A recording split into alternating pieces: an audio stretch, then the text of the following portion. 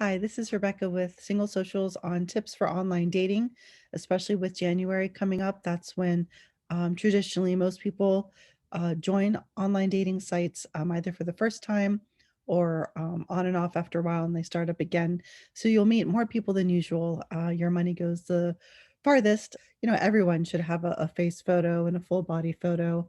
One of those photos should show you doing something fun, some activity that the other gender could potentially relate to, think, oh, we enjoy the same thing, or I could do that with them. Um, and if you're a guy, I recommend you also have at least one photo of you hanging out with some other people, whether it's a couple guy friends or a mixed crowd. Maybe you're at a birthday party for a niece or nephew, just something that kind of shows other people are comfortable being around you. Don't do a photo though where it's like a bunch of beautiful women and you. That doesn't send quite the right message. The ladies out there are not looking for a player. So you and a couple guy and girl friends, the girls look very modest, like they might be your sister, like that's more the vibe. So if you're a guy, I recommend those photos. And if you're a lady, again, a face shot, a full body, a good action photo, because both men and women should make a strong effort to have nice looking photos, really nice. Spending your money on professional photographers, I actually do recommend that in the long run. It's going to save you money because although there's a saying, love is blind, until people know you and love you, all they have is your photo and just a few words that you write. And I wish we didn't live in that kind of a world. But that is the game of online dating. So save your money. Don't play the game unless you're going to have really good photos that you put up there. I have one additional tip for women. I call it the glamour shot. And it's essentially if you were to like imagine it's that end of the movie, they've been friends for the whole movie, but then at the end of the movie, they end up at some dance together and he opens the door to take her to the dance because they've just been buddies. And there she is in this like gorgeous, amazing dress, and her hair is finally down, and she just looks like a heartthrob. And he's like, oh my gosh, where have you been all my life? You want to let that side of yourself be seen. Be that obvious, gorgeous person straight up, set that tone. I think it'll serve you well. So that's photos, and I don't think anything there should surprise you, but this might.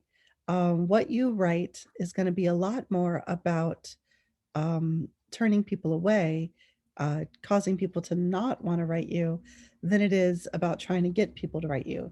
Because if you have these great photos, you're likely going to get people reaching out to you. But not everyone on Christian sites is maybe quite as sincere in their faith or walking it out daily as what you're looking for. And if that's the case, then in your blurbs and your writing, talk about how on a date at some point you'd want to visit each other's churches and down the road things you'd want to do on a date is study the Bible together. If this is the truth for you, and I'm betting it is, then the person you're looking for would actually be encouraged by that and be relieved to find that it's not just women that have trouble finding the kind of guy they're looking for on a singles dating app. The men I talk to in my ministry say the same thing.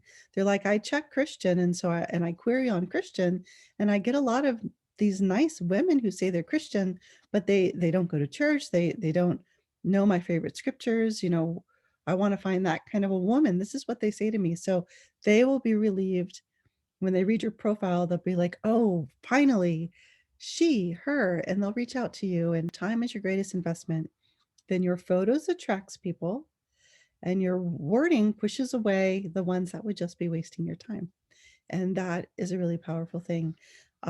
Otherwise, for wording, if you're a woman, keep it uh, kind of on the brief side, keep it upbeat, talk about the things you enjoy doing. It helps him find points of common interest where he could know something to say to start the conversation. Um, so, fun things you like to do, just basic things. Don't get too specific with where you live or anything like that, of course, for safety reasons. And whether or not he reads your preferred authors or like spicy food when you like bland or whatever, that actually is not the things that cause a long-lasting marriage. And tons of happily married people like completely different authors and books and types of food. Opposites attract. I don't know, just try to be similar on the most important things, and then just let the rest go.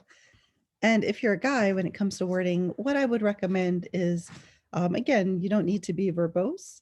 But what women tend to find more often is guys writing so few words that it's hard to feel like they're really taking this seriously. So write enough so that it's clear that you're actually taking your time and their time seriously on this app. So that would be the threshold there. So that's photos and what to write, but your time being the most important investment makes me say that if you have the time and if you have the money, then rather than kind of do one dating site and then try another dating site and 9 months have gone by and you've been on and off, um, say to yourself, for these 1 to 3 months, I'm going to be very focused. I'm going to make a plan. I'm going to be dedicated. This is my 1 to 3 months to just really prioritize dating, online dating, and then pay the money for 2 or 3 sites all at the same time, maybe more, because your time is the most valuable part.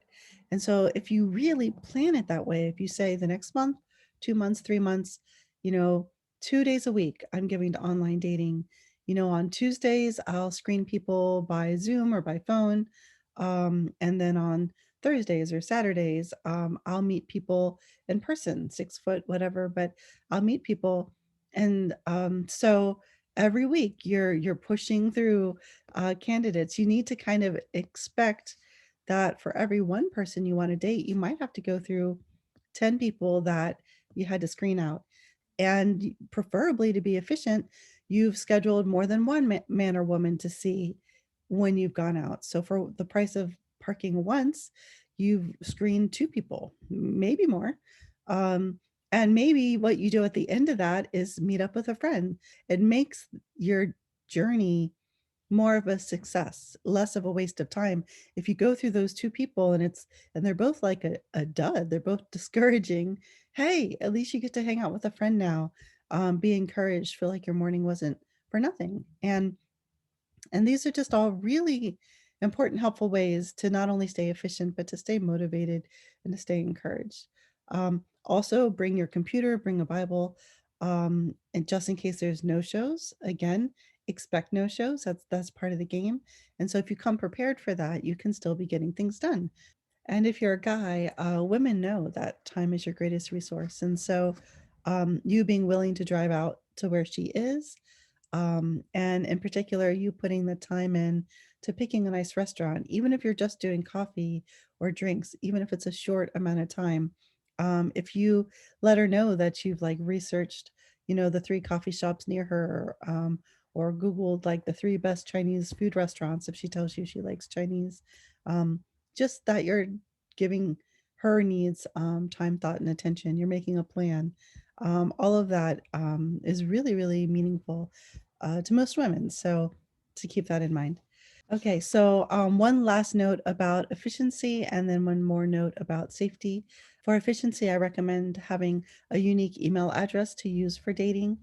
Keeps everything organized, adds another layer of safety because you won't use your name, don't use your first or last name in this dating email. So it's just another kind of layer of buffer between you and your personal information. Then when you're Zooming with people or anything like that, you can just work with this dating email. But so it's efficient, and it's also efficient emotionally because when we have all these online accounts hooked up to our normal email, then every time we go on to, I don't know, like email a friend or maybe check a work email or anything, it's a constant reminder that I did get a like or I didn't get a like, or so and so got back to me or didn't get back to me. And it's like this emotional roller coaster, or drain all the time. And you don't need that. And then you say to yourself, I'm only going to check it once a week, or I'm only going to check it at this time each day, whatever works best for you. And and you can eventually even let people know that. You can say, I check my online account, Tuesdays and Fridays. So now the people that are reaching out to you understand to be patient until Tuesday or Friday to hear from you. And so it's not like dominating your life. You can set limits, which in the long run, I think will keep you motivated and going. And sure, when you hit it off with someone, you'll talk more often or whatever. But these are just some basic tips. So for safety, guys, don't tune out yet because this does apply to both of you, men and women. Of course, definitely do background checks. It's legal to do a background check on anyone, anywhere, anytime, at least as of the making of this video. If you're hiring them, then you need their permission in writing. But if it's not an employment situation, you can do a background check on anyone.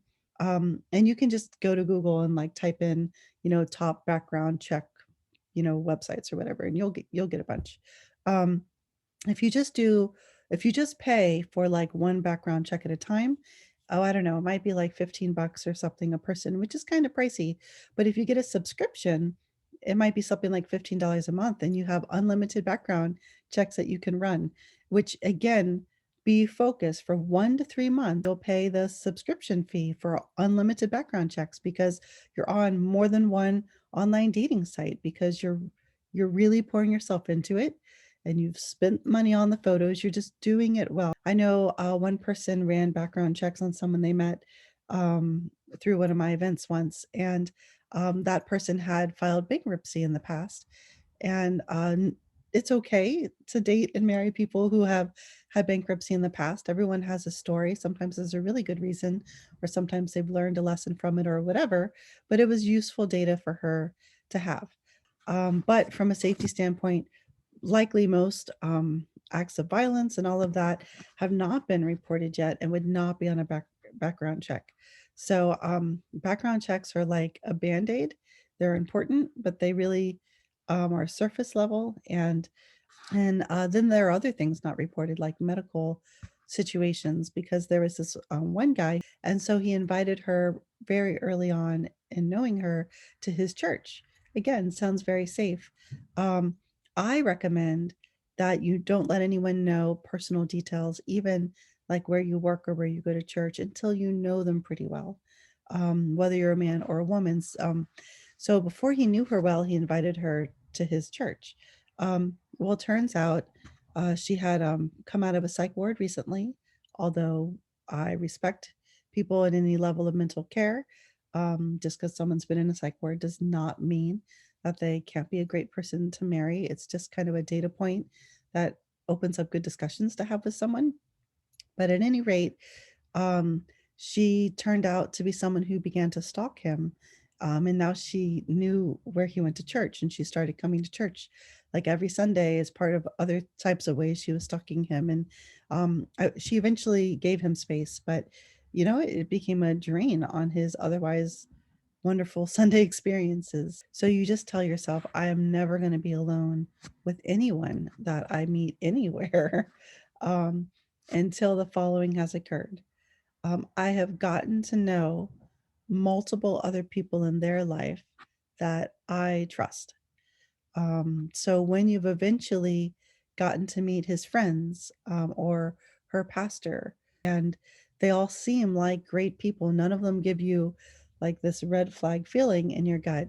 They all seem great. They all seem to know this person that you're dating really well. It's not like all of them have only known them a month, but many of them go back years, and you see how this person interacts with them, and you've also had a good feeling about this person all along. And when every kind of checkpoint that you're with this person has proven to be great, and then meeting a number of other people in their life with, again, history, uh, proves to be great, when that's when I start to relax a little bit. I still would recommend not ever going alone anywhere, for a lot longer, but definitely for what I would say is the first few months. Don't get in someone's car, um, don't let them walk you home, don't let them know where you live.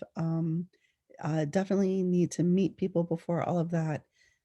Definitely need to meet their friends before all of that. Definitely be safe.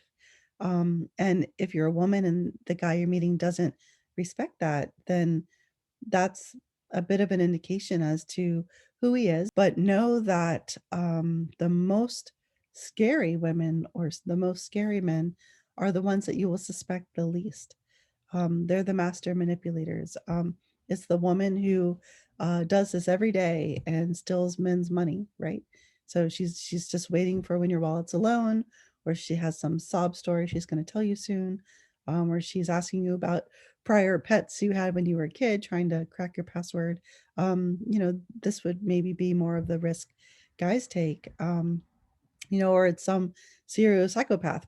And again, these are the people who will say, "Oh, of course, I respect you wanting to be safe. I would never question that or anything." And they go, "Oh, wait, I need to stop by my grandmother's house and drop something off, because she's, I don't know, chicken noodle soup for grandma. Hey, would you like to meet her? Would you like to step in and say hi?" And of course, you're thinking, "Oh, well, it's not his apartment." And then you're thinking, "Oh, well, we won't be alone because it's his grandmother." But you get there and there's no grandmother, and it is his apartment. And now you've been fooled and potentially harmed. So you just got to play it safe, especially when you're not meeting people through other people you know. But when you're really just flying blind on the internet, it can be safe. You can find great people. You just have to be smarter about it, more careful. But that doesn't mean don't try online dating. Go ahead and join some of the larger sites, like the ones that everyone hears about on TV. Um, but I would also recommend joining some of the sites that are just for Christians. And I don't mean like Christian Mingle, because everyone's heard about that. I'm referring to those smaller ones that like only Christians would go out of their way to Google and join. That's where you're going to find people that when they say Christian, they meet in on a daily and weekly basis, not just on a my family sometimes goes to church kind of basis, if that matters to you. I'm not saying people need to go to church on a regular basis to be amazing people to meet. But simply if that is who you're, if that is, if you want to be dating someone who will go to church with you all the time and one day, talk to your kids and pray with your kids, just like you would, if you're looking for that kind of similarity, then these Christian only small little sites will probably have more of those types of people on it. Um, and be aware that whenever a site is free, it means that people who are less serious um, are on it because it's free. I'm not saying don't do a free Christian site.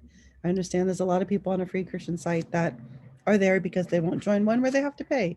I understand it. Just be aware of the differences and definitely, definitely, definitely grab some buddies, grab a girlfriend, a wingman, a wingwoman. Laugh about this, joke about this. Um, just have someone who's in it with you to encourage you along the way. And um, uh, and my favorite closing words are when you meet a nice person online and they really seem nice, but after a few dates with them, you realize that you guys just don't have enough in common. But they're nice, but just not for you. Don't say goodbye. Don't say goodbye to them. Don't say goodbye. Say, I have a friend that I'd like to introduce you to.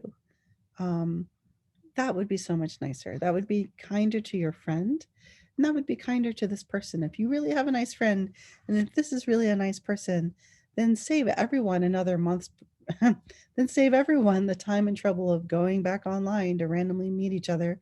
Make a warm introduction yourself. And maybe one day someone will do that for you. God bless. Take care.